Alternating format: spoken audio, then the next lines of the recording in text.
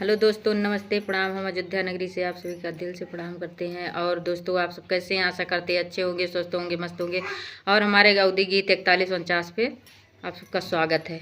और दोस्तों, हमारा गीत है तुलसी माता के ऊपर। आजकल के सब तुलसी माता की पूजा कर रहे हैं कि माता जी हमें क्या मिले या ना मिले, अब ये आप सब जाने, लेकिन ये गीत है हमारी तुलसी माता के ऊपर। आप लोग ज़रूर फुल आवाज़ करके सुनना कैसे लगी गीत हमारा। बचपन से पूजा कैली हम तोहार तुलसी माता हो, तोहार तुलसी माई हो। काहे न मिले अच्छा घर द्वार तुलसी माई हो, काहे न मिले अच्छा घर परिवार तुलसी माई हो। बचपन से पूजा कैली हम तोहार तुलसी माई हो, तोहार तुलसी माई हो। काहे न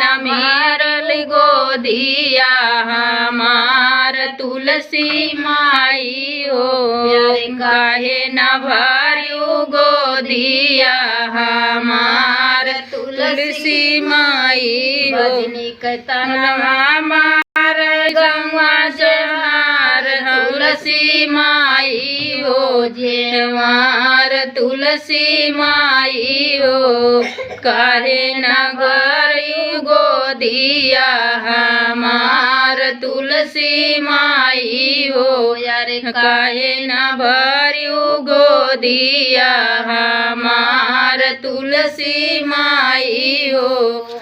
बचपन से पूजा कैली हम तोहार तुलसी माई हो, तोहार तुलसी माई हो। काहे न भरियो गोदिया हमार तुलसी माई हो।